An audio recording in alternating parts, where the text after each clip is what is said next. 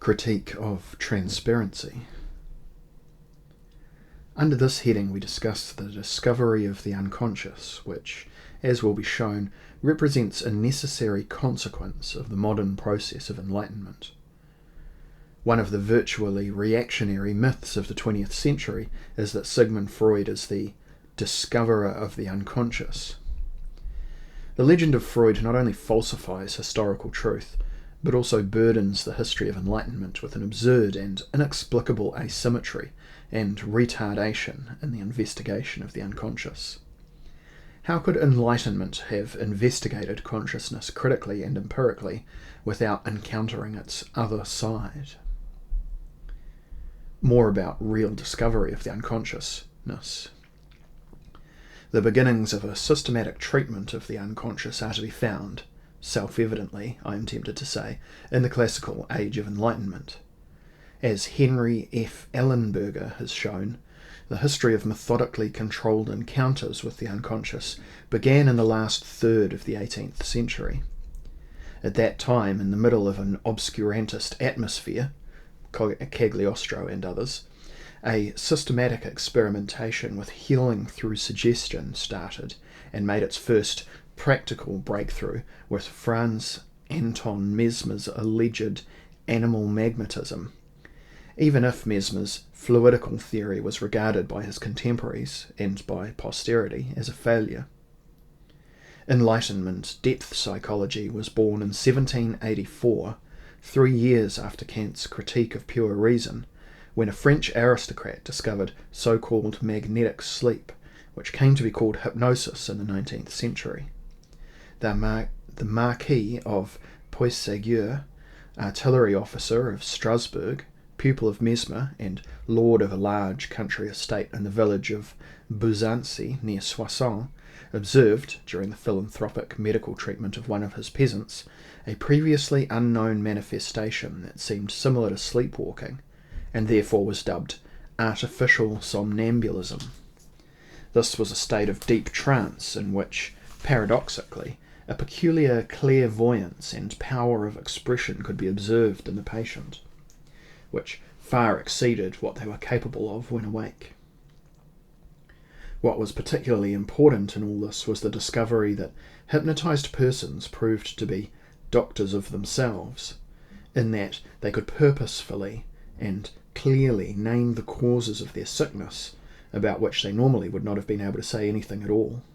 They uncovered pathogenic secrets in themselves, revealed hidden roots of their suffering, made suggestions about their own treatment, and moreover they not infrequently showed excellent character traits that the surface personality did not have.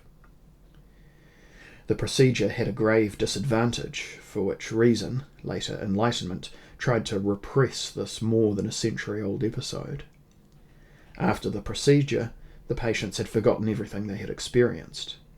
Through the post-hypnotic amnesia, as it was later called, they were at the mercy of the magnetizer, who could profit from their excursions into the unconscious.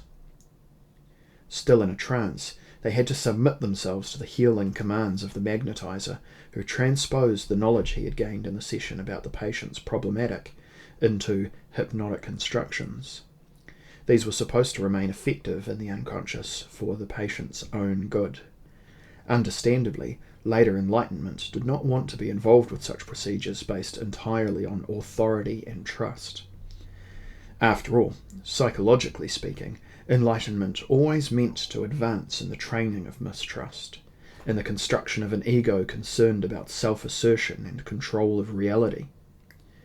Freud's methodology can be summarized, in a way, as the attempt to keep the path to the unconscious open without using hypnosis. One may wonder whether, in Freud's procedure, a finesse born of mistrust is not at work. Naive and reflected at the same time, it has recourse to the offspring and representatives of an unconscious otherwise thought of as closed. Whether this closedness is not also an effect of the mistrustful method is a question not posed here. Like Mesmer, Puységur knew that in the hypnotic treatments his personality was the actual agent, or more precisely, It was the intimate relation established between himself and the patient.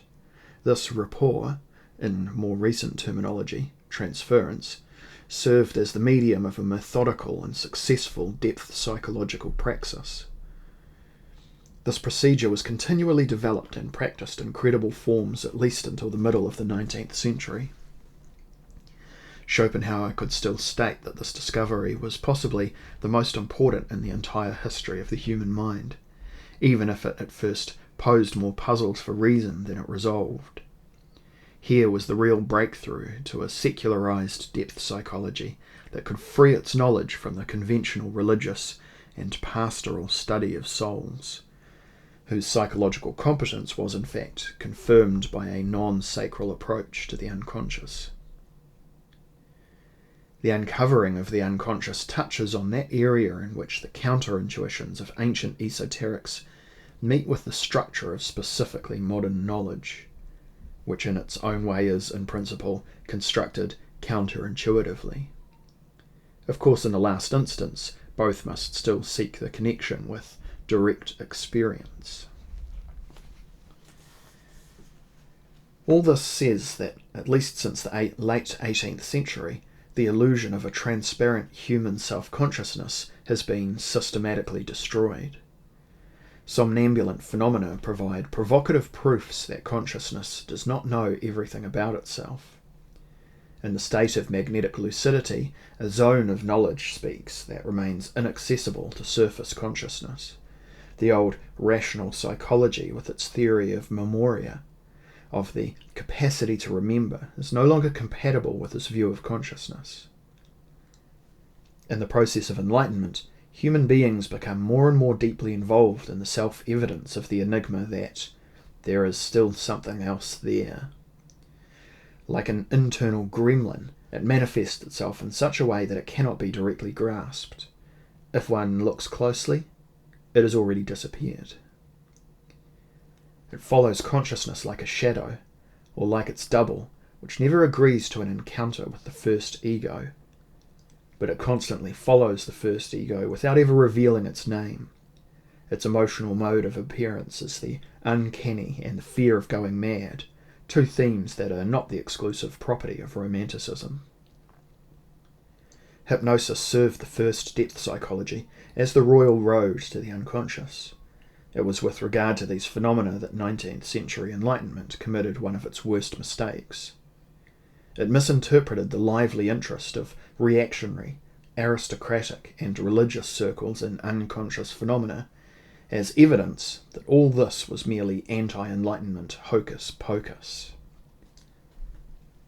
Indeed, mesmerism and hypnosis soon sank into the spiritual underground and landed finally at annual fairs and variety shows where trickery prevails. Enlightenment was, for a long time, not clear-headed enough to comprehend that when anti-Enlightenment shows such a strong interest in something, it must be important.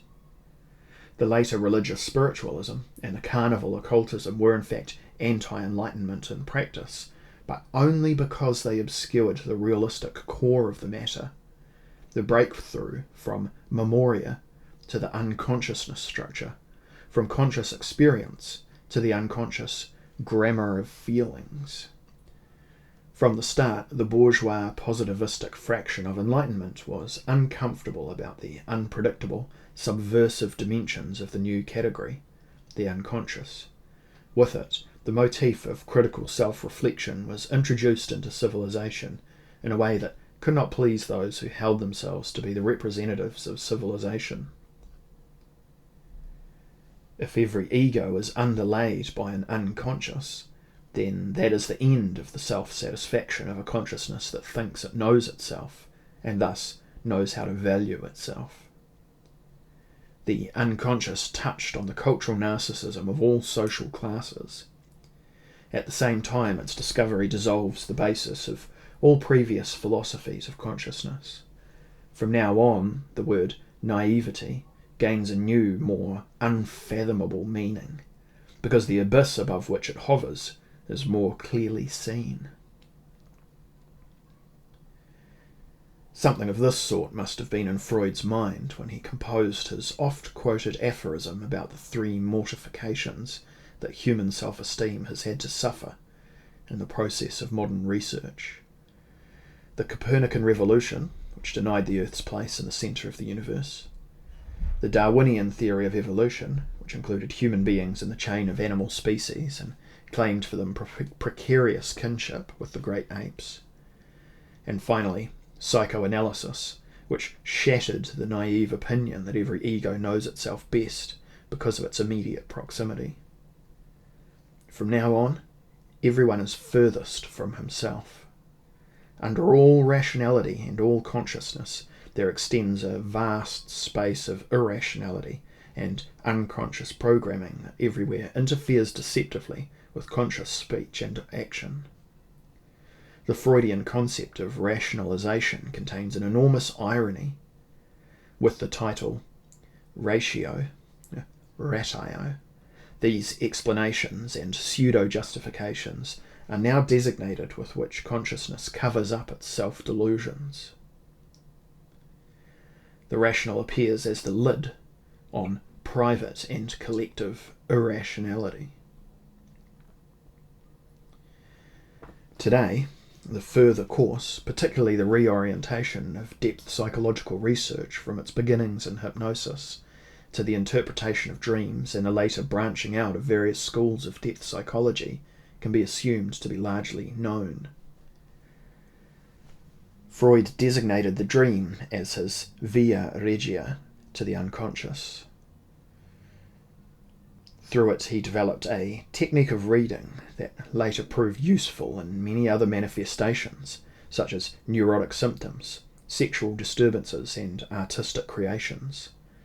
Even manifestations such as humour and jokes, accidents, and the choice of partners are now ordered in a relational system structured by the unconscious. The extension of these dynamic interpretations from psychopathology to everyday cultural phenomena demonstrates the full implications of the critique. Besieged Transperancy must now accept that behind every possible fact of consciousness, dynamic causal rules of the unconscious are uncovered that influence its form. Bourgeois, and also proletarian, idealism observed bitterly that psychoanalysis wanted to encroach on the artist's soul and the work of art, that somehow the psychodynamics of a convoluted mother complex was allegedly at work in Goethe's lyrics, for idealism that was worse than Bolshevism. The Bolshevists themselves saw in everything that was about to shake their facade of consciousness nothing other than the last scream of bourgeois decadence. Behind these attitudes towards psychoanalysis, there is the desperate defence of the transparency of consciousness, that is, of the claim that the ego knows itself better than anyone else does, and it's master of the rules of its own exercise of reason. For once one accepts through existential self-reflection the reality of one's own unconscious, then, after this change of viewpoint, not only do sexual repressions and traumatic scars break open, but also, in the course of self-experience, the inner shadows collectively become longer and longer. The entire existential relation to negativity must be revised, and with logical, political, and emotional pain, the negative self can emerge with its sores, its destructiveness, and its ugliness. The ego stands before the monstrous demand to recognize that it is also what it absolutely believes itself not to be. The more conventional consciousness is, the more embittered will be its refusal to look into this mirror. Thus, the resistance against dynamic psychology comes especially from those who believe they have nothing to lose through analysis. They shout loudest of all that they don't need all this stuff. The psychoanalytic technique of reading has become very widespread in Western civilization. Especially in the United States over the past decades, it has become dreadfully trivialized and turned into a social game in which the winner is the one who detects the most ulterior motives and neurotic hidden meanings behind everyday appearances in one's own life, as well as in the lives of others. This chronic analysis of oneself and others, which has become something of a sport, leads to two false attitudes. It leads first to hopeless intellectualization of psychoanalysis, which has thereby become a refuge for emotional coldness and symptomatic rationalism that has found in it the right means to remain entirely unchanged while giving the impression of being something else. Second, it leads to an overemphasis of the infantile, which can be subtly reinforced by being continually linked with the present. There is no guarantee that the dialectic works positively, and that every regression will be cancelled out by a corresponding progression. Woody Allen's urban neurotic seems to have gotten off relatively lightly. Psychoanalysis is certainly not a priori, as Karl Kraus has sarcastically remarked, the illness that pretends to be its own cure, but it can easily become so, since it continually tends to underestimate the power of the neurosis that would rather gaze into the mirror than resolutely face the here and now.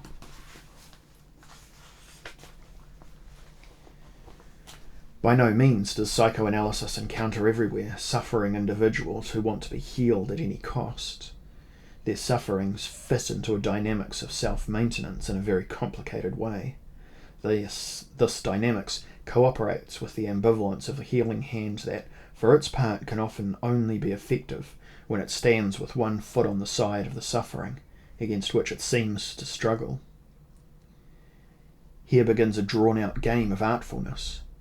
On both sides of the therapeutic relationship, one often does not know whether it is not actually the fish who catches the angler.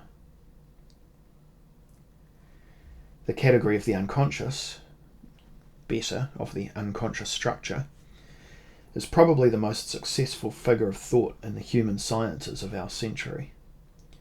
With this self-reflective concept, the most significant advances in basic research into the human being and human civilization have been made.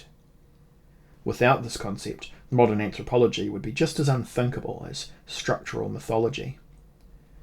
Modern theory of grammar just as unthinkable as behavioural physiology and the theory of human biograms. With regard to unconscious regulating mechanisms of human culture and social as well as individual behaviour, the human sciences open up an unparalleled reflective track on everything that in the human sphere is hidden programming and not conscious behaviour. Here, the most powerful dawning of reflection in the history of human consciousness is taking place, despite the inclination of some researchers to emphasise the invariance and unchangeability of unconscious structures. Every transposition into consciousness, every reflection strikes, no matter how gently, on the rock of the unconscious. And only in the light of consciousness can it be clarified, where enlightenment can be a school of change, and wherein it can demonstrate its insightfulness by letting happen what cannot be changed. The psychology of early enlightenment in the 18th century, the later schools of dynamic psychology, and all the other systems concerned with unconscious structures in the area of human orders have made available such a powerful potential for reflection that it will be a long time before we will be able to see how human societies change when they begin to live continually with such reflecting forces. All these disciplines have built up a methodical network of self-experience, and even the world religions have been scarcely able to create, with the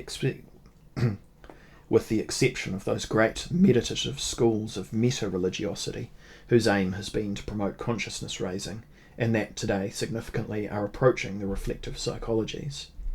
Zen Buddhism, Sufism, Tantra, Yoga, and the others.